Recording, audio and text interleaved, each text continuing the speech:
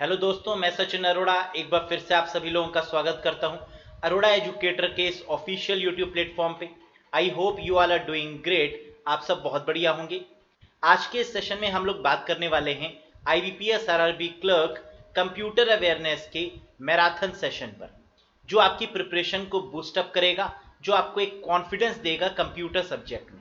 तो आज के सेशन में रहेंगे आपके टोटल 111 यानी 111 क्वेश्चंस, और इन क्वेश्चन की मदद से आप अपने आप को इवेल्युएट कर सकते हैं।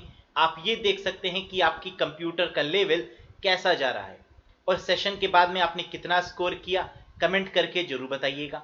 तो चलिए शुरू करते हैं आज के इस शानदार सेशन को, that is the marathon class of computer awareness. Let's get started guys.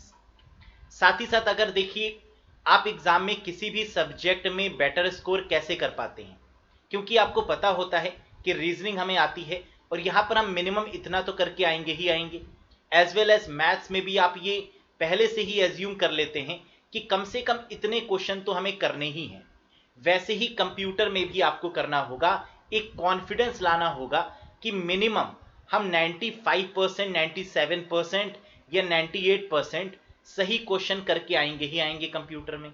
और अगर आपको लगता है कि ये कॉन्फिडेंस आपके पास नहीं है और आपको लगता है कि कंप्यूटर में आपके मार्क्स कम हो सकते हैं, तो बिल्कुल अपने मार्क्स को बूस्टअप करने के लिए आप ड्रीम बैच से जुड़ सकते हैं, जो कि कंप्यूटर को लेकर एक परफेक्ट बैच है। 35 क्लासेस 35 आवर्स के अंदर आप इस पूरे बैच को पढ़ सकते हैं। फास्ट मोड में बहुत जल्दी कंप्लीट कर सकते हैं। PDF दी है, उससे रिकॉल कर सकते हैं। कंप्यूटर कैप्सूल की मदद से आप आखिरी कुछ घंटों में पूरा रिवाइज कर सकते हैं कंप्यूटर को। तो ये है इस बैच की खास बात। साथ ही साथ अगर आपको कोई भी कंफ्यूजन हो कंप्यूटर को लेकर, तो आप दिए हुए नंबर पर कॉल या व्हाट्सएप करके भी डायरेक्ट आप अपने कंफ्यूजन मुझसे पूछ सकते हैं, राइट। और अगर आप इस बैच से जुड़ना चाहते हैं तो आपको डिस्क्रिप्शन बॉक्स और कमेंट बॉक्स में एक लिंक मिल जाएगा, जिस पर क्लिक करके आप इस बैच से कनेक्ट हो सकते हैं। और कनेक्ट होने के बाद आपको एक मेल रिसीव होगा, जिसके थ्रू ये सारे वीडियोस और PDF आप तक प्रोवाइड हो जाएंगे। तो आई होप कि आपको ये प्रोसेस समझ में आ गया होगा, और बिल्कुल इससे कनेक्ट जरूर होइएगा, ताकि एग्जाम के बाद आपको ये फील ना हो कि काश हम इससे कनेक्ट हो जाते तो हमारे 8 से 10 नंबर या एक अच्छा स्कोर हम कंप्यूटर में कर पाते, राइट। तो चलिए आज के सेशन से जुड़ते हैं और देखते हैं इंपॉर्टेंट क्वेश्चंस पर एक नजर। Have a look guys. पहला क्वेश्चन आपके सामने आ चुका है स्क्रीन पर, देखिए एनालाइज करिए क्वेश्चन को। क्या है? Duplication of data at several places is called. ये क्वेश्चन बहुत ही इंपॉर्टेंट क्वेश्चन है IBPS का। कह रहा है डुप्लीकेशन ऑफ डेटा, यानी डेटा का डुप्लीकेशन क्या कहलाता है डेटाबेस के रिस्पेक्ट में। Data inconsistency, data redundancy, data isolation, atomicity problem, या all of these. Correct answer यहां पर होगा डेटा रिडंडेंसी। रिडंडेंसी का मतलब होता है डेटा का रेपिटेशन, या आप कह सकते हैं डुप्लीकेशन। एक डेटा कई सारे जगहों पर होना, ये होता है डेटा रिडंडेंसी। तो आप क्या चाहेंगे? ये तो गलत है डेटाबेस के अकॉर्डिंग, यानी एक पर्सन का जो नाम है वो एक ही जगह पर होना चाहिए। कई सारी प्लेसेस पर अगर होगा तो वो डेटा रिडंडेंसी होगा। इसका मतलब कि वो डुप्लीकेशन है। तो इसको अवॉइड किया जाता है डेटाबेस के कॉन्सेप्ट में। क्लियर है? नेक्स्ट देखिए। Which of the following can be used to extract or filter the data and information from the data warehouse? यानी डेटा वेयरहाउस में से डेटा को एक्सट्रैक्ट करना या फिल्टर करना डेटा को क्या कहलाता है? Data redundancy, data recovery tool, data mining, both 1 and 3, या 1, 2 एंड 3। तो एक कंप्लीट डेटा वेयरहाउस है। डेटा वेयरहाउस का मतलब होता है एक तरीके से डेटा का गोडाउन, जहां पर आप किसी भी तरीके के डेटा को रखते हैं, लेकिन वो डेटा अनफिल्टर्ड होता है। वो उस डेटा पर कोई भी प्रोसेसिंग नहीं होती है। लेकिन जब आप डेटा पर प्रोसेसिंग करते हैं, डेटा को फिल्टर करते हैं, तो इस प्रोसेस को कहा जाता है डेटा माइनिंग। तो यहां पर करेक्ट आंसर आपका क्या होगा? Filtering the data and information is called data mining. तो third is the correct answer. Clear है? नेक्स्ट देखिए। Which one of the following refers to the data about data? यानी डेटा अबाउट डेटा को क्या बोला जाता है? सोचिए, directory, sub data, warehouse, meta data या ऑल ऑफ दीज? बिल्कुल सही बेटा, data about data is called as what? Meta data. तो यानी यहां पर सही आंसर बनेगा meta data is the correct one. अब मेटा डेटा होता क्या है, डेटा अबाउट डेटा होता क्या है, इसके बारे में भी समझ लीजिए। जैसे हम आपसे पूछें नेम, व्हाट्स योर नेम, तो ये हो गया एक डेटा। जब आपने अपना नाम बताया तो it means that is data about data. फिर आपने अपना एड्रेस बताया, आपने कॉन्टैक्ट नंबर बताया, आपने अपनी सारी इंफॉर्मेशन बताई, यानी ये था एक डेटा और उसके बारे में भी डेटा। तो data about data that is called Meta data. Clear है? नेक्स्ट देखिए, in general a file is basically a collection of all related. कह रहा है फाइल जो है वो किसका कलेक्शन है? रोज एंड कॉलम्स का, फील्ड्स का, डेटाबेस का, रिकॉर्ड्स का या नन ऑफ दीज? इसके लिए आपको हायरार्की पता होनी चाहिए। तो bit, byte, field, record, file, ये हायरार्की होती है। तो हमने फाइल से पहले क्या बोला? रिकॉर्ड। इसका मतलब collection of record is called file. यही तो पूछ रहा है यहां पे। अब file is basically a collection of all related. File किसका कलेक्शन होगा? ऑल रिलेटेड रिकॉर्ड का। Bit, byte, field, record, file. तो आंसर यहां पर क्या होगा? फोर्थ होगा। क्लियर है? नेक्स्ट देखिए, it works by using a process called modification, the changing of user account, permission and security. कह रहा है ये एक प्रोसेस है जिसके तहत मॉडिफिकेशन किया जाता है, यानी बदलाव किया जाता है, चेंज किया जाता है। क्या चेंज किया जाता है? यूजर के अकाउंट की परमिशन और उसकी सिक्योरिटी को बदल दिया जाता है। सोचिए, आपके फेसबुक का अकाउंट है, आप उसके एडमिन हैं, वो आपका अकाउंट है। पर अगर आपके अकाउंट का जो मालिक है, जो ओनर है, वो कोई और हो जाए, तो आप क्या कहते हैं कि हमारा अकाउंट हैक हो गया, यानी कोई दूसरा आपके अकाउंट को ऑपरेट कर रहा है, यानी दूसरा एडमिन बन गया आपके अकाउंट का। तो इस प्रोसेस को क्या बोला जाता है? ट्रोजन हॉर्स, रैंसमवेयर, रूटकिट, की लॉगर या sniffing? Very good and correct answer is this is called rootkit. जहां पर एडमिन पावर ही किसी दूसरे के पास चली जाती है, इसे बोला जाता है क्या? रूटकिट। क्लियर है? नेक्स्ट देखिए, it is a high level object oriented language developed by Guido van Rossum. ये एक ऑब्जेक्ट ओरिएंटेड लैंग्वेज है जिसको डेवलप करने वाले इसके फाउंडर कौन है? ग्यूडो वैन रोसम है। आपको इस ऑब्जेक्ट ओरिएंटेड लैंग्वेज का नाम बताना है। सी, सी प्लस प्लस, जावा, पाइथन या पीएचपी? अब देखिए, सी तो ऑब्जेक्ट ओरिएंटेड है नहीं, तो इसका मतलब आंसर सी तो हो ही नहीं सकता। क्या C plus plus object oriented है? तो आंसर है yes, C plus plus semi object oriented है। जावा, ये भी ऑब्जेक्ट ओरिएंटेड है। पाइथन, ये भी ऑब्जेक्ट ओरिएंटेड है। तो अब क्वेश्चन उठता है कि आंसर यहां पर क्या होगा? सी के जो फाउंडर हैं वो कौन है? डेनिस रिच्ची। सी प्लस प्लस के कौन है? बजारने स्ट्रॉस्ट्रप। जावा के कौन है? जेम्स गॉसलिंग और पैट्रिक नॉफन। पाइथन के कौन है? ये अगर आपको पता होगा तो आंसर आपके पास होगा, पाइथन के हैं ग्यूडो वैन रोसम। यानी यहां पर आंसर आपका होगा Python is the correct one. जबकि पीएचपी के फाउंडर हैं रैस्मस लेरडॉर्फ। क्लियर? नेक्स्ट देखिए, among these which is not the version of Linux operating system. कह रहा है इसमें से जो ऑप्शन गिवन है 5, इनमें से लाइनेक्स ऑपरेटिंग सिस्टम का वर्जन कौन सा नहीं है? Fedora, Cent operating system, Ubuntu, Red Hat या फ्रोयो? देखिए, ऊपर वाले 4 नाम आपने सुने होंगे, ये सब लाइनेक्स के वर्जन हैं। फेडोरा भी है, सेंट भी है, यूबुंटू भी है, रेड हैट भी है, एज वेल एज आप कह सकते हैं कि ये सभी आपके लाइनेक्स के ओपन सोर्स वर्जन है, क्योंकि लाइनेक्स कैसा ऑपरेटिंग सिस्टम है? एक ओपन सोर्स ऑपरेटिंग सिस्टम है। लेकिन फ्रोयो की अगर हम बात करें तो ये आपके एंड्रॉयड का वर्जन है, एंड्रॉयड का वर्जन है, दैट इज फ्रोयो। तो यहां पर आपका जो गलत आंसर होगा, जो इनवैलिड आंसर होगा, वो क्या होगा? फ्रोयो होगा। नेक्स्ट देखिए, which protocol is use to send the mail? Mail को भेजने के लिए कौन सी प्रोटोकॉल का यूज किया जाता है? पॉप 3, एफटीपी, एचटीटीपी, एसएमटीपी या डीएचसीपी? करेक्ट आंसर यहां पर होगा SMTP, simple mail transfer protocol is used for sending the mail. याद रखिएगा, कभी भी मेल को सेंड करने की बात की जाए तो आंसर हमेशा जो प्रोटोकॉल होगी वो कौन सी होगी? SMTP होगी, सिंपल मेल ट्रांसफर प्रोटोकॉल होगी। Next, which protocol is use to receive the mail? Mail को रिसीव करने के लिए कौन सी प्रोटोकॉल का यूज करते हैं? तो आंसर होगा POP3, post office protocol version 3 is used for receiving the mail. तो आंसर यहां पर होगा आपका first one, POP3। Next one, this protocol use to dynamically assign in internet protocol address to any device.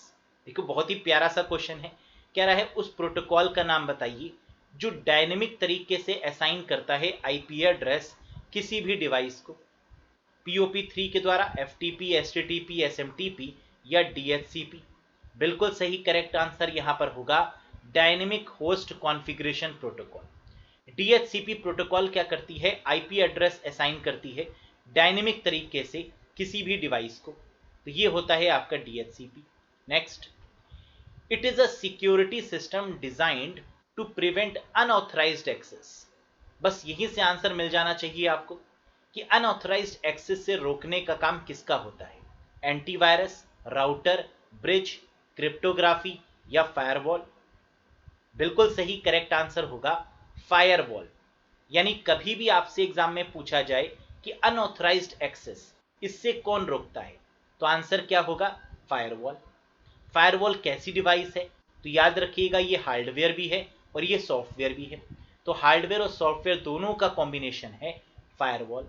Next, it is an operating system designed for the sole purpose of supporting workstation, database sharing, application sharing and file and printer access sharing।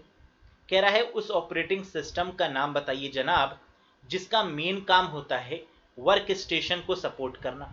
Work station का मतलब होता है client server, इस environment को support करना, database को share करना, applications को शेयर करना और प्रिंटर की एक्सेस शेयरिंग करना, यानी प्रिंटर की शेयरिंग करना। तो ये सारा काम नेटवर्क की बेसिस पर ही हो सकता है और इसके बेसिस पे जो ऑपरेटिंग सिस्टम है उसे हम क्या बोलेंगे? बिल्कुल सही, that is called network operating system, या जिसे शॉर्ट में कहा जाता है NOS। क्लियर है, याद रहेगा। तो ये सारा काम देखिए नेटवर्क के बेसिस पर हो रहा था और इसके लिए जो ऑपरेटिंग सिस्टम यूज होता है वो है NOS, network operating system. Next one, in this mode of networking each station can both transmit and receive। हर एक स्टेशन पर डेटा ट्रांसमिट भी होता है, रिसीव भी होता है, but not at the same time. कह रहा है लेकिन एक ही समय पर नहीं। तो ये क्या होगा? अगर डेटा एक समय पर ट्रेवल हो रहा होता तो हो जाता फुल डुप्लेक्स। अगर डेटा सिर्फ एक साइड में ट्रेवल हो रहा होता तो आंसर हो जाता सिंप्लेक्स। लेकिन डेटा यहां पर बोथ साइड ट्रेवल हो रहा है लेकिन एक समय पर नहीं, तो आंसर क्या होगा? Half duplex. Correct answer is second, half duplex. तो इस क्वेश्चन, जो ये क्वेश्चन आता है, इसको बहुत ही अलर्ट तरीके से आप पढ़िएगा क्योंकि यहां गलत होने के चांसेस ज्यादा होते हैं। क्वेश्चन को बहुत ध्यान से पढ़िए, किसी भी क्वेश्चन में जल्दबाजी मत करिए क्योंकि हर एक क्वेश्चन आपका पढ़ा हुआ होगा जो आप एग्जाम में करेंगे, लेकिन बस पेशेंस के साथ अगर आप देंगे, कूल डाउन होकर करेंगे तो सभी क्वेश्चन को आप सही कर पाएंगे। नेक्स्ट देखिए होता क्या है कि जब हम एनालिसिस करते हैं तब कैंडिडेट कहते हैं अरे सर ये तो आपका करवाया हुआ था, ये आसान था लेकिन गलत हो गया। तो बस उस समय अपने आप को, अपने प्रेजेंस ऑफ माइंड को बनाकर रखिएगा। That is the only solution to do 100% marks with full accuracy. It is a type of a malware, ये एक मेलवेयर का टाइप है that downloads onto a computer, जो कंप्यूटर पर डाउनलोड होता है, disguised as a legitimate program. इसका मतलब क्या होता है? देखो ये लाइन काफी इंपॉर्टेंट है, इस लाइन को ही कैंडिडेट समझ नहीं पाते। कह रहा है ये एक ऐसा मेलवेयर है जो डाउनलोड होता है आपके कंप्यूटर पर, disguised as a legitimate program का मतलब है कि अपने आप को काफी शरीफ दिखाता है, अपने आप को काफी लीगल दिखाता है, लेकिन होता इलीगल है। तो इसे क्या बोलते हैं बताइएगा? That pretend to be useful but actually not. Rootkit, ransomware, Melissa virus, polymorphic virus या ट्रोजन हॉर्स? बिल्कुल सही करेक्ट आंसर होगा ट्रोजन हॉर्स, यानी fifth is the correct one.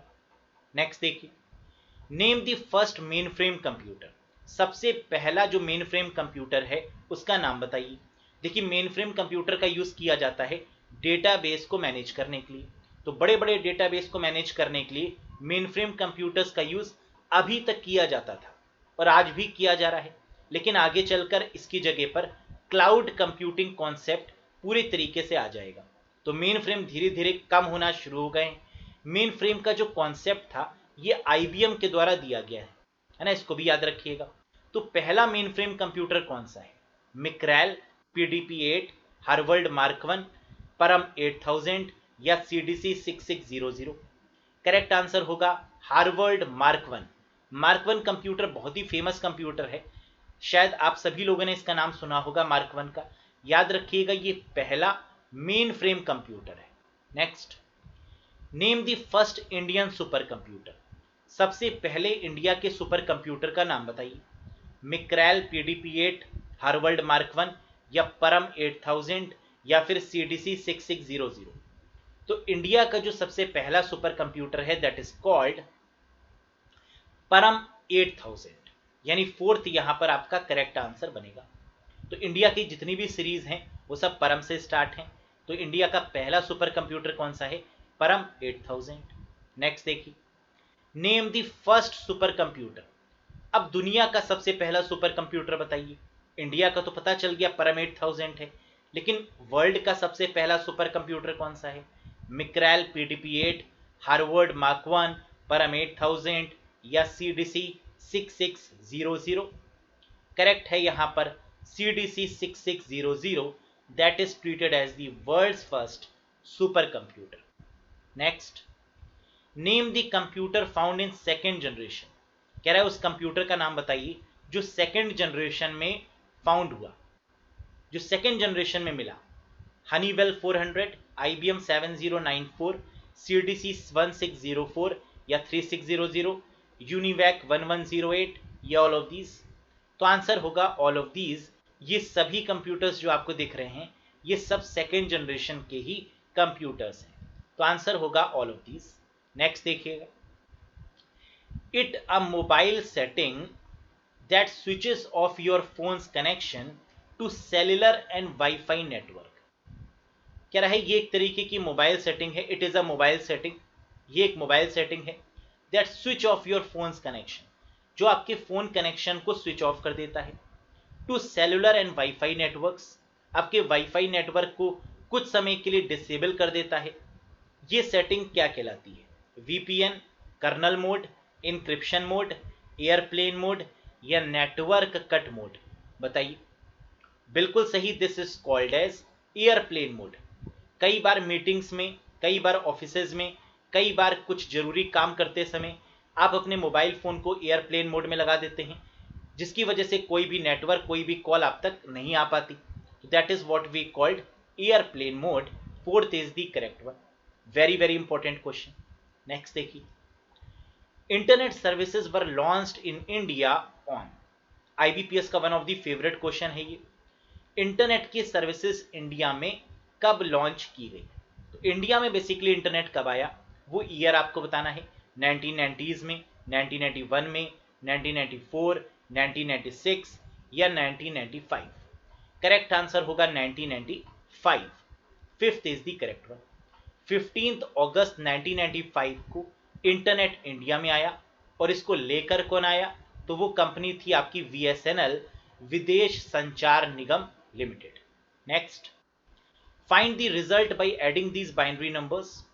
कह रहा है ये बाइनरी नंबर्स गिवन है, बताइए इसको ऐड करने पर क्या आएगा? ओरल किया जा सकता है।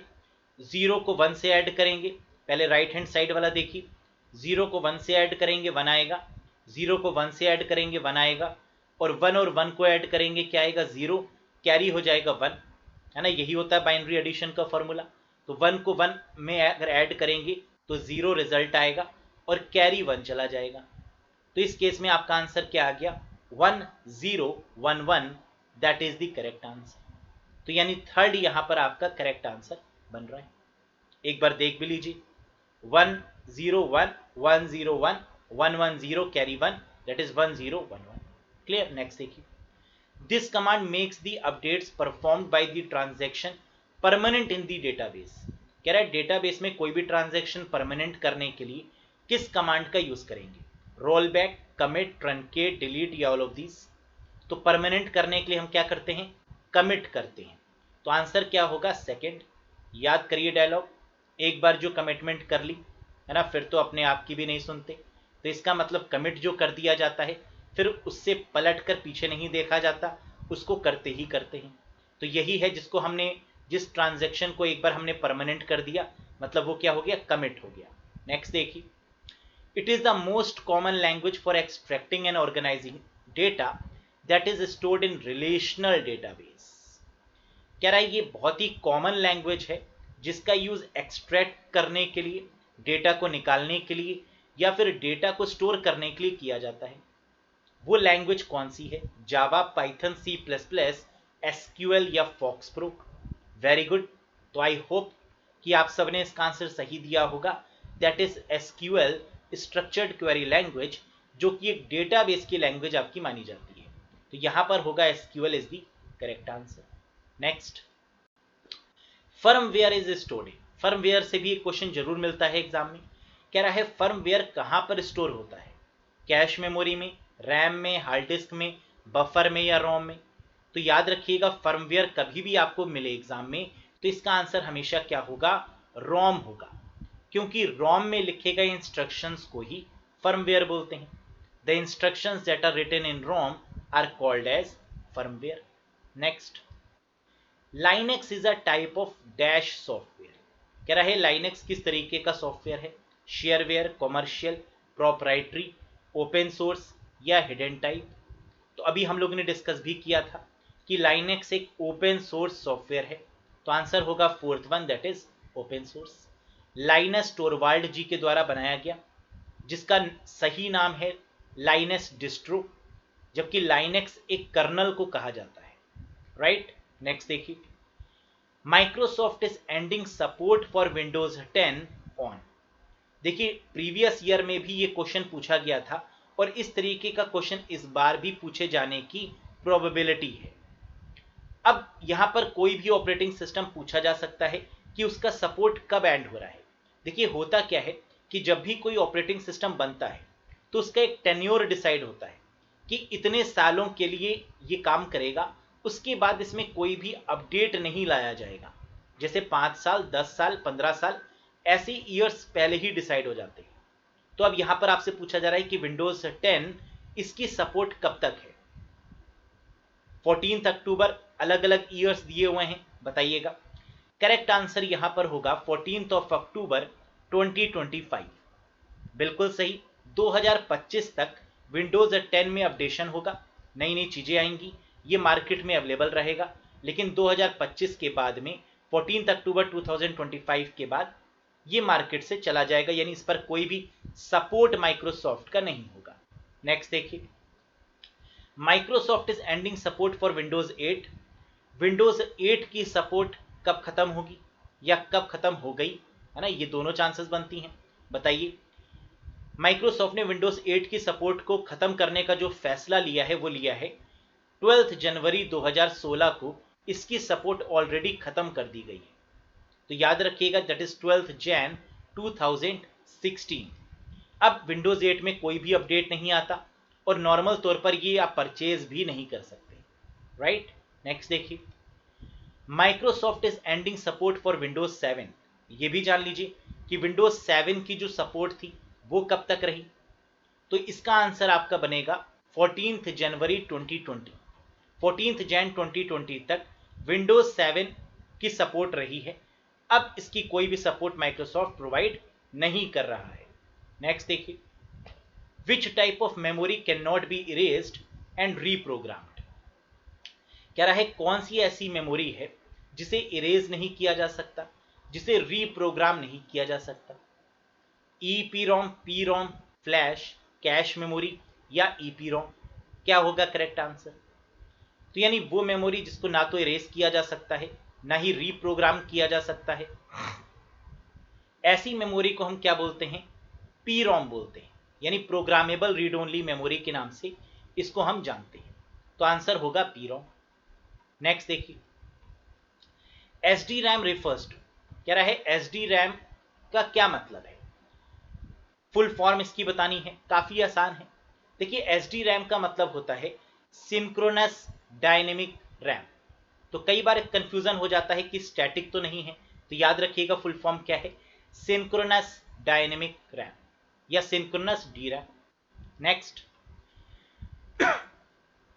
Name the first PC, name the first personal computer, कह रहा है सबसे पहले पर्सनल कंप्यूटर का नाम बताइए, इनियक, मार्क वन, क्रेवन, ऑल्टेयर या सिद्धार्थ। तो सबसे पहला जो पर्सनल कंप्यूटर था उसे हम किस नाम से जानते थे, ऑल्टेयर के नाम से। तो आंसर यहां पर होगा fourth, that is Altair. Next question, while booting operating system is loaded into, कह रहा है बूटिंग के समय ऑपरेटिंग सिस्टम कहां पर लोड होता है। तो हम लोग जानते हैं कि जब सिस्टम बूट होता है उस समय ऑपरेटिंग सिस्टम की जो फाइल्स हैं वो हार्ड डिस्क से रैम पर पहुंचती हैं, इसी को हम बोलते हैं बूटिंग। तो आंसर क्या होगा, RAM is the correct one. Next, among these name multi user multitasking operating system, इनमें से ऐसा कौन सा ऑपरेटिंग सिस्टम है जो मल्टी यूजर मल्टीटास्किंग है, Unix, Linux, Mac, main frame या ऑल ऑफ दीज। तो ये सभी ऑपरेटिंग सिस्टम आपके मल्टी यूजर मल्टीटास्किंग है, आंसर होगा यहां पर all of these. Multi user multitasking का मतलब जो सर्वर जिस ऑपरेटिंग सिस्टम को यूज करता है, तो सर्वर में यूनिक्स भी हो सकता है, लाइनेक्स भी हो सकता है, मैक भी हो सकता है, मेन फ्रेम भी हो सकता है। Among these which is not open source software, कह रहा है इनमें से ऐसा कौन सा सॉफ्टवेयर है जो ओपन सोर्स नहीं है, जो फ्री नहीं है। बेसिकली लाइनेक्स फ्री है, एंड्रॉयड फ्री है, ओपन ऑफिस, ओपन ऑफिस खुद ही कह रहा है कि ओपन है यानी फ्री है, एमएस ऑफिस ये तो माइक्रोसॉफ्ट का है और पेड है। तो आंसर यहां पर क्या होगा, MS office is not an open source software. Next, which of the following memories must be refreshed many times पर सेकेंड, कह रहा है इनमें से कौन सी ऐसी मेमोरी है जो बार बार रिफ्रेश होती है, static RAM, dynamic RAM, SD RAM, SSD RAM या डीडीआर। करेक्ट आंसर यहां पर आपका बनेगा दैट इज डी रैम, यानी डायनेमिक रैम ऐसी मेमोरी है जिसको बार बार रिफ्रेश होने की रिक्वायरमेंट होती है। तो आंसर क्या होगा, D RAM is the correct one. Next देखिए, the range of cache memory is, सोचिए बताइए, cache memory one of the fastest है, क्योंकि रजिस्टर के बाद दूसरी जो फास्ट मेमोरी है वो कैशे ही है। आपको बताना है कि कैश मेमोरी की रेंज कितनी है। याद रखिएगा कि कैश मेमोरी की जो रेंज है वो 8 KB से लेकर 64 KB तक होती है, that is the minimum range, that is 6 KB, और मैक्सिमम जो इसकी कैपेसिटी है वो 64 KB होती है। तो आंसर यहां पर होगा दैट इज फर्स्ट वन। ठीक, तो 8 8 याद रखिएगा, that is 64। Next, floppy disk was invented by, floppy disk को किसने इन्वेंट किया, कौन है इसके फाउंडर, नाम बताइए। Alan Turing, Alan Smith, Alan Shugart, Tim Berners-Lee या none of these. Correct answer यहां पर होगा that is Alan Shugart, he is known as the inventor और founder of floppy disk. Next, what is the default font size of a new word document, नए word document का जो size होता है वो कितना होता है, 11, 12, 14, 13 या 15 पॉइंट। तो नए वाले केस में करेक्ट आंसर क्या है, 11 पॉइंट, जबकि पुराने वाले में कितना था, 12 पॉइंट। तो अगर ओल्ड वाला पूछें तो 12 होगा और लेटेस्ट अगर पूछें तो 11 होगा। नेक्स्ट देखिए, what is the default font style used in MS word 2007 document, यानी नए वाले वर्जन की बात हो रही है। नए वाले वर्जन में जो डिफॉल्ट फॉन्ट स्टाइल है वो क्या है, Times New Roman, Arial, Calibri, Open Sans या all of these. Correct answer यहां पर होने वाला है दैट इज कैलिब्री। तो नए वाले वर्जन में कैलिब्री है, पुराने वाले वर्जन में टाइम्स न्यू रोमन है, तो यहां आंसर बनेगा Calibri. Next, MS PowerPoint which is shortcut key combination for inserting a new slide, PowerPoint में नई स्लाइड को इंसर्ट करने की शॉर्टकट की क्या है, तो नई स्लाइड को इंसर्ट करने की शॉर्टकट की है कंट्रोल के साथ M, यानी फर्स्ट यहां पर वैलिड आंसर बनेगा। नेक्स्ट देखिए, free online version of MS Excel is known as, MS Excel का जो फ्री वर्जन है ऑनलाइन, इसे क्या कहा जाता है? Office for the web, Excel mobile, Word mobile, Excel for the web, या none of these? This is called Excel for the web, यानी fourth is the valid answer. Next, which language is used to create macros in Excel? MS Excel में macros को बनाने के लिए कौन सी language की मदद ली जाती है? ये क्वेश्चन किसी भी प्लेटफॉर्म में पूछें कि वर्ड में मैक्रोज के लिए, पावर पॉइंट में मैक्रोज के लिए कौन सी लैंग्वेज, इन सभी केसेस में आंसर एक ही होगा, that is VB, visual basic. Macros का यूज क्यों किया जाता है? तो किसी भी चीज की रिकॉर्डिंग के लिए हम मैक्रोज का यूज करते हैं, तो याद रखिएगा मैक्रोज मतलब recording. Next, to change line height to 1.5 we use shortcut key. अगर हमें 1.5 लाइन हाइट चाहिए, इतनी लाइन छोड़नी है, तो हम कौन सी शॉर्टकट की का यूज करेंगे? एक लाइन के लिए कंट्रोल 1 होता है, 2 लाइन के लिए कंट्रोल 2 होता है, और 1.5 के लिए कंट्रोल 5 होता है। तो आंसर होगा यहां पर फोर्थ वन। नेक्स्ट देखिए, it is a technique that makes the RAM appear larger than it is, यानी अपीयर के साइज को बड़ा करना, ये तरीका क्या कहलाता है?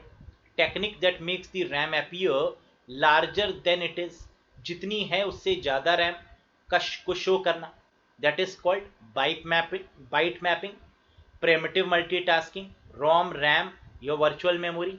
वेरी गुड, करेक्ट आंसर होगा this is called virtual memory, यानी fifth is the valid one. Next, when the text automatically goes into the next line, that is called, जब टेक्स्ट लिखते लिखते ऑटोमेटिकली अगली लाइन पर आ जाता है, इसे क्या बोलते हैं? Text wrap, page wrap, wrap word, word wrap, या नन ऑफ दीज? तो बिल्कुल सही, that is called as word wrap, यानी नेक्स्ट लाइन में पहुंच गया, वर्ड रैप हो गया। Next, which ports connect special type of music instrument to sound card? कह रहा है कौन सा ऐसा पोर्ट है जो म्यूजिक इंस्ट्रूमेंट्स को कनेक्ट करता है साउंड कार्ड के साथ में? बस, CPU, USB, MIDI या SCSI? करेक्ट आंसर होगा MIDI पोर्ट, जिसकी फुल फॉर्म है म्यूजिकल इंस्ट्रूमेंट डिजिटल इंटरफेस। ये किसी भी म्यूजिक इंस्ट्रूमेंट को साउंड कार्ड से कनेक्ट करता है। Next one, which is the first automatic electronic digital computer? ध्यान दीजिएगा, यहां पर ऑटोमेटिक भी है और इलेक्ट्रॉनिक भी है। जब दो चीजें पूछी जाएं, पहला ऑटोमेटिक और दूसरा इलेक्ट्रॉनिक, डिजिटल कंप्यूटर के रिस्पेक्ट में, फिर से ध्यान दीजिए, ऑटोमेटिक और इलेक्ट्रॉनिक दो चीजें पूछी जाएं, तो आपका आंसर क्या होगा? ABC होगा। क्या होगा? ABC होगा, means Atanasoff Berry computer, Atanasoff Berry computer. Next, the scrambling of code is known as, code के साथ छेड़खानी करना, कोड के साथ कुछ बदलाव करना, कोड के साथ कुछ इनक्रिप्ट करना, है ना, that is called scrambling of code. तो आंसर यहां पर क्या होगा? दिस इज कॉल्ड इनक्रिप्शन, ठीक, सिक्योरिटी पर्पज से। Next, software that you can use free of charge for a set of period, कुछ समय के लिए software free of cost use करना, after that you have to buy it, और उसके बाद उसको आप खरीद लेते हैं, इस तरीके के सॉफ्टवेयर को क्या कहते हैं? जो स्टार्टिंग में फ्री है लेकिन बाद में paid, freeware, shareware, spyware, annoyware या open source? Very good, this is called as shareware, यानी सेकंड आपका वैलिड आंसर होगा। नेक्स्ट देखिए, a type of virus that looks for security loopholes in a system and uses that to replicate itself is known as, malicious है, replicate हो रहा है, itself हो रहा है, यानी अपने आप हो रहा है। और हमने आपको कई बार बताया है कि अगर रेप्लिकेशन आप देखें तो इस केस में दो आंसर बनते हैं। पहला आंसर इस केस में बनेगा वॉर्म, और अगर वॉर्म नहीं है तो आंसर बनेगा वायरस, और अगर दोनों हैं तब भी आंसर आपका बनेगा वॉर्म। तो रेप्लिकेट के केस में याद रखिएगा, यहां पर वायरस तो है नहीं, तो आंसर वॉर्म ही होगा, और वायरस भी होता तब भी आंसर वॉर्म ही होता, क्योंकि सेल्फ रेप्लिकेट या रेप्लिकेट इटसेल्फ, ये है आपका worm, write once read many. Next, software that monitor your online computer activities is known as, वो सॉफ्टवेयर जो आपकी कंप्यूटर की गतिविधियों को मॉनिटर करता है, एक्टिविटीज को मॉनिटर करता है, ऐसे सॉफ्टवेयर को क्या बोलते हैं? मैलवेयर, स्पाईवेयर, फ्रीवेयर, फर्मवेयर या worm? Very good, and this is called as spyware, यानी सिर्फ मॉनिटर करना, देखना आपकी मोबाइल की इंफॉर्मेशन, आपकी कंप्यूटर की information, this is called spyware. Next, which type of computers uses the 8-bit code called EBCDIC, extended binary coded decimal interchange code? ये जो EBCDIC कोड है 8 बिट का कोड है, याद रखिएगा। ये किस तरीके के कंप्यूटर में यूज होता है? तो आंसर है मेन फ्रेम कंप्यूटर्स, IBM के कंप्यूटर्स के लिए इसका यूज किया गया। EBCDIC की फुल फॉर्म भी काफी इंपॉर्टेंट है, that is extended binary coded decimal interchange code. Next, a set of flip-flop integrated together is called, flip-flop के कॉम्बिनेशन को क्या कहते हैं? लैच, रजिस्टर, कैशे, रैम या रोम? करेक्ट आंसर होगा फ्लिप-फ्लॉप के कॉम्बिनेशन को रजिस्टर कहते हैं, तो आंसर होगा सेकंड। नेक्स्ट देखिए, which key combination is use to insert a line break? कह रहा है लाइन ब्रेक करने की जो शॉर्टकट की है वो क्या है? तो बहुत ही फेमस है कि लाइन को ब्रेक करने के लिए हमेशा शिफ्ट के साथ एंटर प्रेस करते हैं, तो आंसर यहां पर क्या होगा? Shift plus enter. Page break हो तो कंट्रोल के साथ एंटर होगा, पैराग्राफ ब्रेक हो तो सिर्फ एंटर होगा।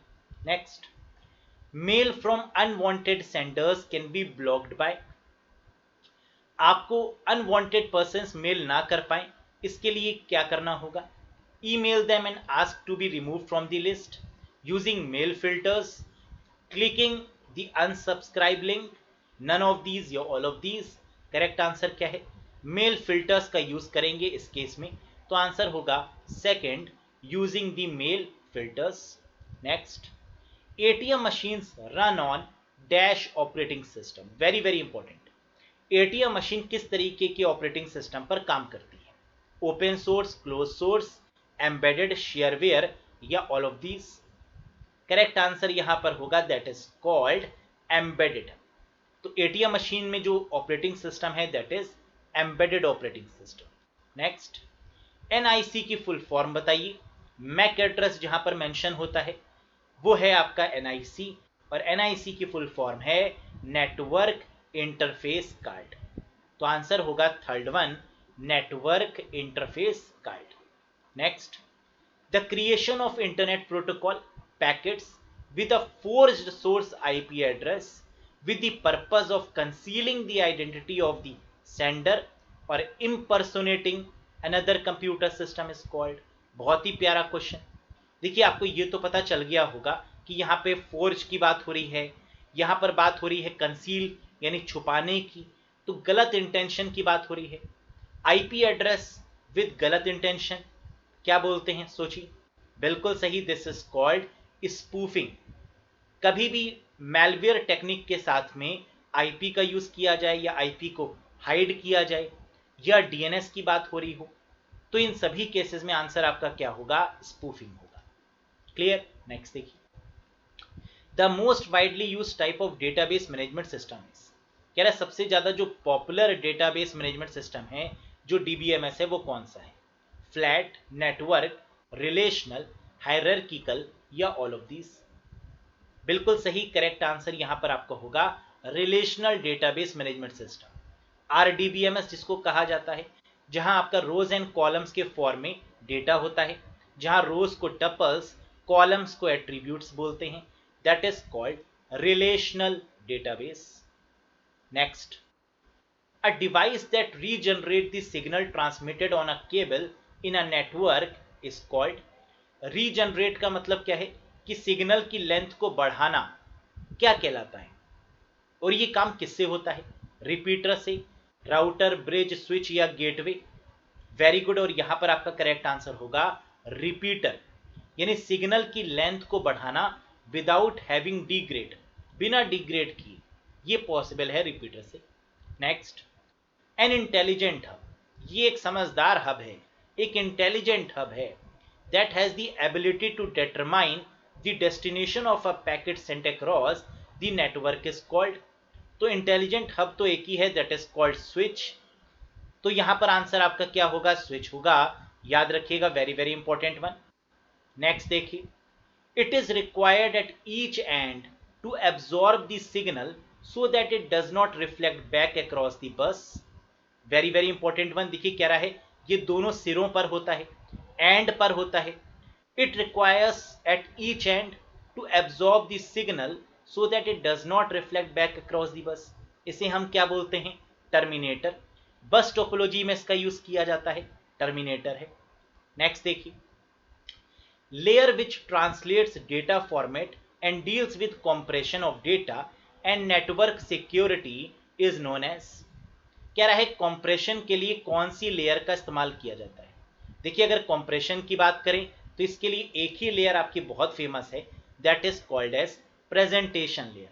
डेटा को कॉम्प्रेस करना, डेटा को ट्रांसलेट करना, डेटा को इनक्रिप्ट करना, ये सारा काम किसका होता है, that is of presentation layer. Next देखिए, what is the default subnet mask for a class C network. देखिए सबनेट मास्क से भी क्वेश्चन बनते हैं, बहुत ध्यान से समझ लीजिए कैसे इसको करेंगे। Subnet mask of class C network, यानी सी का मतलब क्या है, ए बी सी। इसका मतलब 3 बार 255 आएगा और 1 बार 0 आएगा, that is the correct one, यानी फोर्थ यहां पर वैलिड होगा। अगर यहां पर क्लास बी दिया होता तो 2 बार 255 आता और 2 बार 0 आता। अगर क्लास ए दिया होता तो 1 बार 255 आता और 3 बार 0 आता। समझ गए आप लोग इसको। तो जो भी क्लास दी होगी उतनी बार वहां पर क्या आएगा, 255, और बाकी टाइम्स क्या आ जाएगा, 0। Next, which of the following device is use to connect to system. दो सिस्टम को जोड़ने के लिए कौन सी डिवाइस का यूज करते हैं, specially if the system use different protocol. अगर वो सिस्टम डिफरेंट प्रोटोकॉल का यूज कर रही है तो इस केस में कौन सी डिवाइस का यूज किया जाएगा। तो हमेशा याद रखिए कि डिफरेंट प्रोटोकॉल कभी भी दिया हो तो आंसर आपका क्या होगा, बिल्कुल सही आंसर होगा गेटवे, यानी third is the correct one. लेकिन अगर यहां पर सेम प्रोटोकॉल दिया होता तो आंसर क्या होता, बिल्कुल सही, इस केस में आंसर होता that is called bridge in case of same protocol. Next, Windows settings are recorded in. Windows की जो सेटिंग है इसे किस में रिकॉर्ड किया जाता है, या विंडोज की सेटिंग को क्या बोला जाता है। तो आंसर है विंडोज की सेटिंग को win.ini, यानी विंडोज डॉट इनिशियलाइजेशन, जिसे इन शॉर्ट win.ini कहते हैं। तो हमने लिख भी दिया है यहां पर, इनिशियलाइजेशन एंड कॉन्फ़िगरेशन फाइल्स होती हैं ये in the Windows operating system. Next, AVI, audio video interleave format was developed by. ये जो AVI फॉर्मेट है ये किसने डेवलप किया था, तो करेक्ट आंसर है developed by Microsoft, third is the valid one. Next, choose the correct tag for the largest heading in HTML। Hypertext markup language के केस में जो करेक्ट टैग है लार्जेस्ट हेडिंग के लिए, सबसे बड़ी हेडिंग किसके थ्रू इंप्लीमेंट की जा सकती है, H6 हेडिंग, H1 हेड या H4। वेरी गुड, यहां पर याद रखिएगा कि जो लार्जेस्ट हेडिंग है उसके लिए H1 का हम यूज करते हैं, और जो सबसे छोटी हेडिंग है उसके लिए H6 का यूज करते हैं। तो यहां पर आपका आंसर क्या होगा, H1 is the correct one. Next देखिए, what is the shortcut key you can press to create a copyright symbol.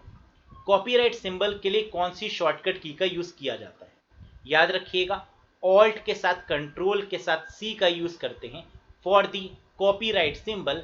इसको ACC के नाम से भी आप याद रख सकते हैं, ठीक, ACC, alt control C। Next, which of the following is an open source DBMS। कह रहा है इन सभी में ऐसा कौन सा DBMS है, डेटाबेस मैनेजमेंट सिस्टम है, जो बिल्कुल फ्री ऑफ कॉस्ट है, जो ओपन सोर्स है। MySQL, Microsoft SQL server, Microsoft Access, Oracle, या all of these. Correct answer यहां पर होगा MySQL is the open source DBMS। Next, a key which helps to connect data in one secondary table to that in a primary table is called। तो कभी भी दो table की बात हो रही होगी डेटाबेस में, तो याद रखिएगा हमेशा आंसर आपका क्या होगा, फॉरेन की होगा। सेकेंडरी टेबल और प्राइमरी टेबल, दो टेबल की बात हो रही है, आंसर क्या होगा, फॉरेन की होगा। नेक्स्ट देखिए, RDBMS terminology, relational database management system, इस केस में रो को क्या कहा जाता है।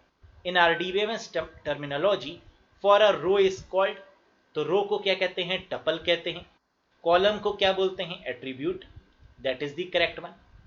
विच file starts MS word, MS word को स्टार्ट करने के लिए कौन सी फाइल का यूज किया जाता है या कौन से कमांड का यूज किया जाता है।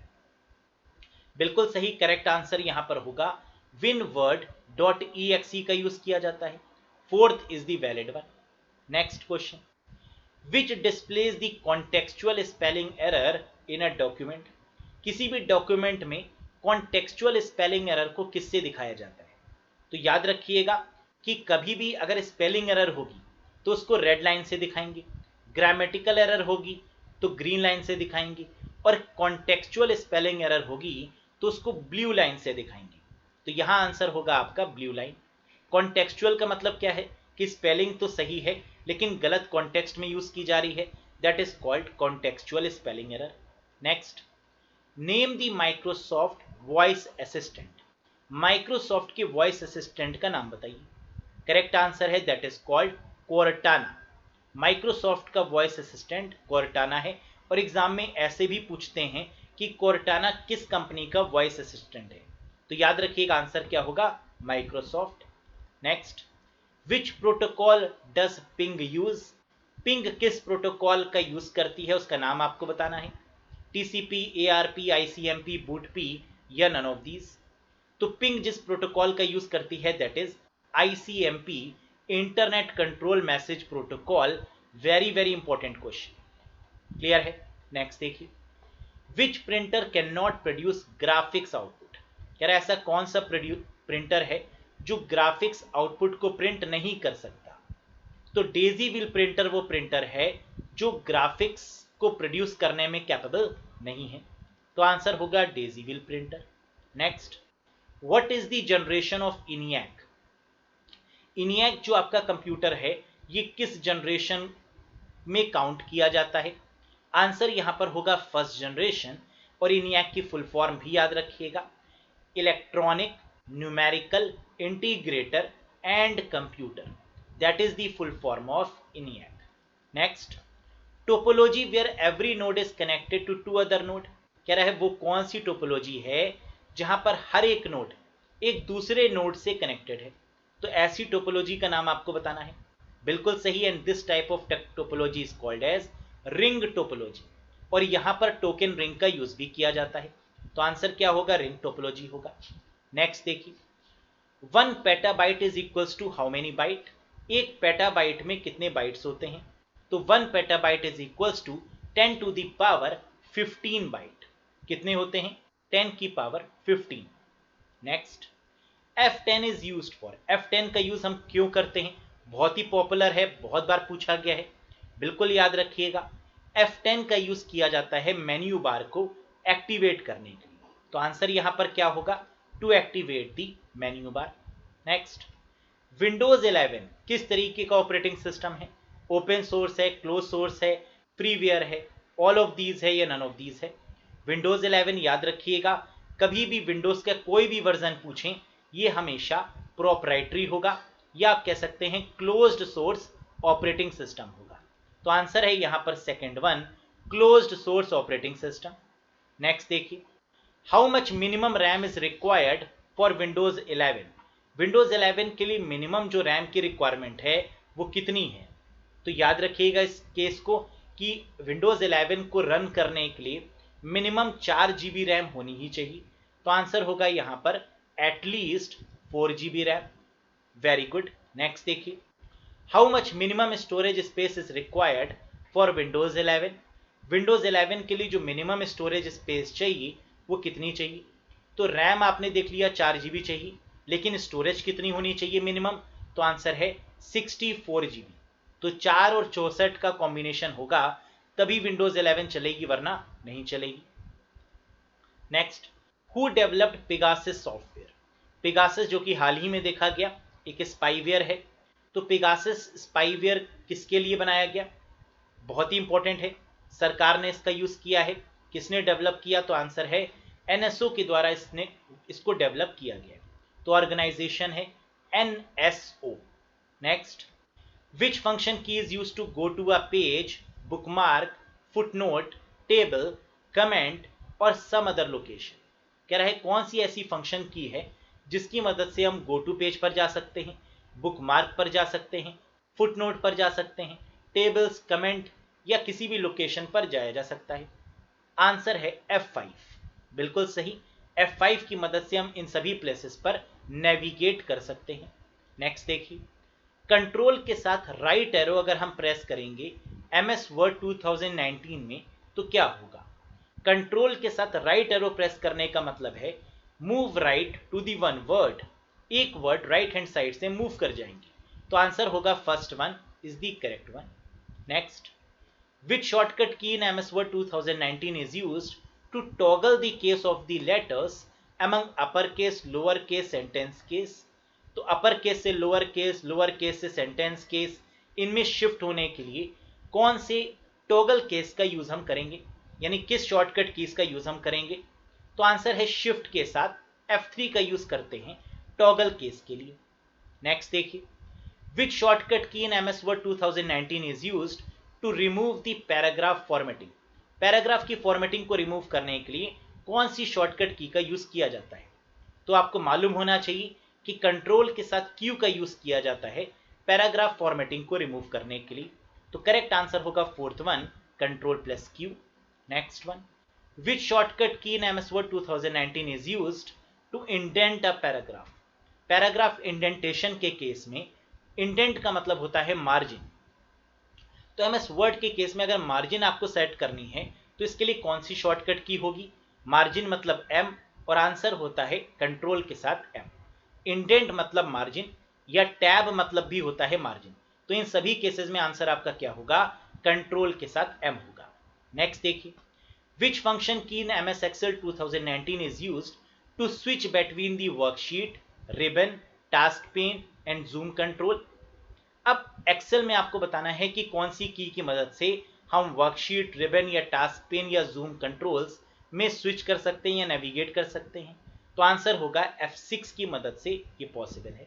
नेक्स्ट देखिए, which shortcut key in MS Excel 2019 is used to select a row? एक पूरी रो को सिलेक्ट करने के लिए कौन सी शॉर्टकट की का यूज किया जाता है? Very very important. तो एक पूरी रो को सिलेक्ट करने के लिए शिफ्ट के साथ स्पेस बार का यूज करते हैं, second is the valid one. और पूरे कॉलम को सिलेक्ट करने के लिए कंट्रोल के साथ स्पेस बार का यूज किया जाता है। नेक्स्ट देखिए, which shortcut key in MS Excel 2019 is used to insert the current time? बताइएगा। तो MS Excel 2019 में करंट टाइम को इंसर्ट करने की जो शॉर्टकट की है वो क्या है?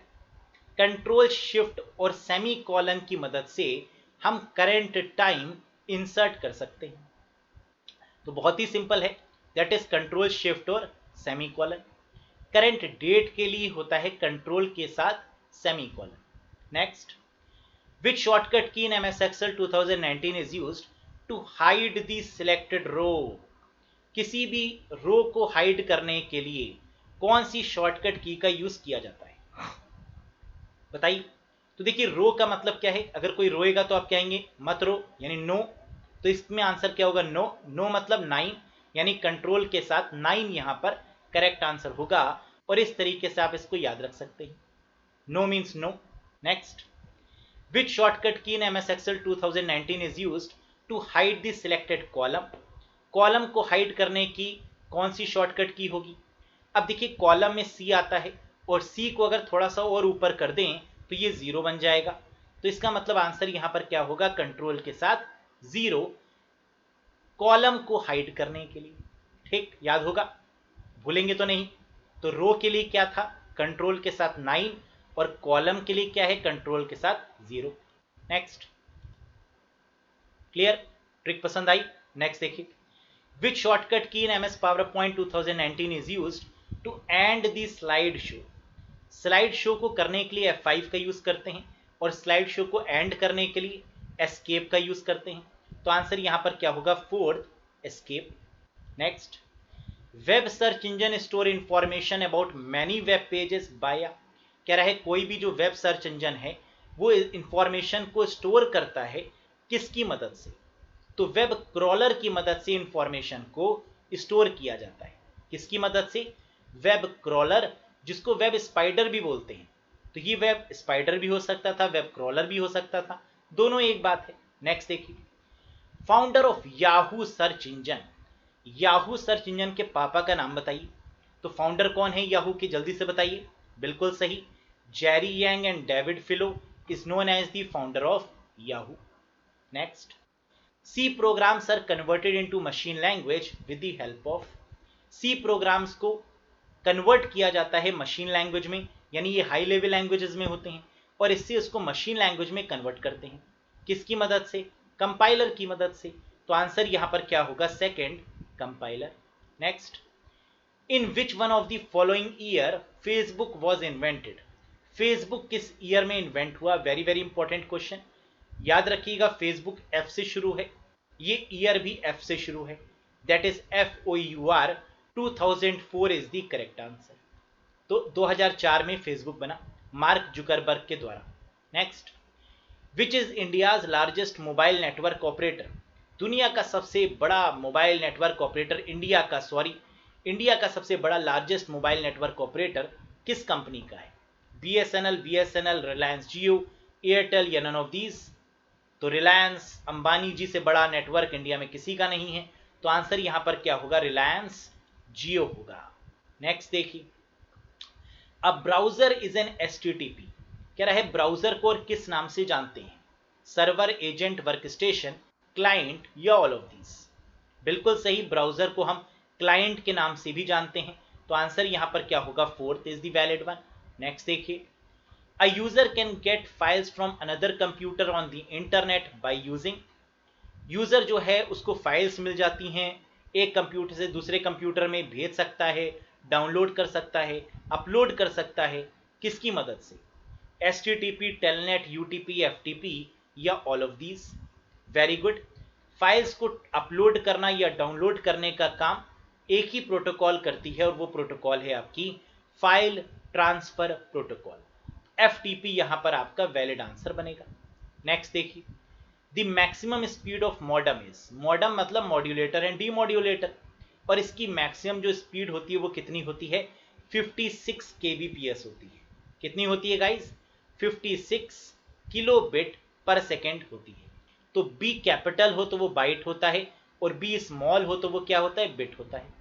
नेक्स्ट देखिए, system in a botnet are also called as, वो सिस्टम जो रोबोट नेटवर्क जिसे बॉटनेट बोला जाता है इस पर काम करते हैं उसे क्या बोलते हैं, रोबोट्स, मैलवेयर, वायरस, ज़ॉम्बीज या none of these. Very good and correct answer होगा दैट इज कॉल्ड ज़ॉम्बीज। तो system in a botnet are called as zombies. Next, pretty good privacy is used in, PGP, pretty good privacy, इस privacy का use कहां पर किया जाता है, browser security, email security, FTP security, search engine या none of these. Correct answer यहां पर होगा ईमेल सिक्योरिटी के लिए प्रेटी गुड प्राइवेसी का यूज करते हैं। और ये क्वेश्चन ऐसे भी पूछते हैं कि ईमेल में किस तरीके की सिक्योरिटी का यूज होता है, which type of security is used in email. Answer क्या होगा, pretty good privacy. Next, time taken to read and write the hard disk is called, hard disk को रीड और राइट करने में लगा समय क्या कहलाता है, तो आंसर होगा सीक टाइम। याद रखिएगा, रीड और राइट करने में जो समय लगता है हार्ड डिस्क को, इसे सीक टाइम बोलते हैं। और अगर रिक्वेस्ट और रिस्पॉन्स होता तो आंसर लेटेंसी होता है ना। तो यही दोनों क्वेश्चन बहुत पॉपुलर हैं, रिक्वेस्ट और रिस्पॉन्स लेटेंसी, रीड और right seek time. Next, name the founder of CD and DVD, CD और DVD के फाउंडर का नाम बताइए। CD और DVD ऑप्टिकल डिस्क की कैटेगरी में आती हैं और इनके फाउंडर हैं जेम्स रसल। एग्जाम में क्वेश्चन ऐसे भी पूछते हैं कि जेम्स रसल किसके फाउंडर हैं, तो आंसर होता है सीडी एंड डीवीडी। तो दोनों तरीके से आपको याद रखने हैं आंसर्स को। नेक्स्ट देखिए, शगुन का क्वेश्चन 111 नंबर, एरर 404 इन इंटरनेट मींस। इंटरनेट में एक एरर आ जाती है कई बार 404। इस एरर का क्या मतलब है? इस एरर का मतलब है कि पेज फाउंड नहीं हुआ, वेबसाइट फाउंड नहीं हुई, यानी नॉट फाउंड के केस में ये एरर आती है। या तो लिंक ब्रोकन होता है, उस लिंक पर कुछ होता नहीं, या तो वो वेबसाइट ही अवेलेबल नहीं होती या डाउन होती है। तो इस केस में एरर आती है 404, that is not found. Very very important question, याद रखिएगा। और इसी के साथ ये जो मैराथन क्लास थी 111 क्वेश्चन की, सुपर फास्ट तरीके से हम लोग कर चुके हैं। कितना स्कोर आपने किया 111 में से जरूर कमेंट करके बताइएगा। सेशन आपको कैसा लगा जरूर बताइएगा। सेशन पसंद आया हो तो लाइक करिएगा, चैनल पर नए हो तो सब्सक्राइब जरूर करिएगा। पेपर अच्छे से करके आइएगा और इसी तरीके से लगातार मेहनत करते रहिए ताकि हर एक नंबर आप बहुत अच्छे से कर पाएं, हर एक क्वेश्चन को आप अच्छे से कर पाएं और सभी सब्जेक्ट में as well as in computer full out of full score आप कर पाएं और अपनी ड्रीम जॉब को आप ले पाएं। साथ ही साथ अगर आपको लग रहा है कि कॉन्फिडेंस में कुछ कमी है, बहुत अच्छे से एक बार पढ़ लेना चाहिए। 2-3 दिन निकाल कर आप पढ़ सकते हैं कंप्यूटर, तो बिल्कुल आप बैच ज्वाइन करिएगा, बहुत मजा आएगा। वेब सीरीज के फॉर्म से एक बार सुनते जाइएगा सिर्फ क्लासेस को, और आप एग्जाम में full out of full score जरूर करके आएंगे। So that's all for today guys. Thank you very much. Bye bye and take care to all of you. Thank you very much.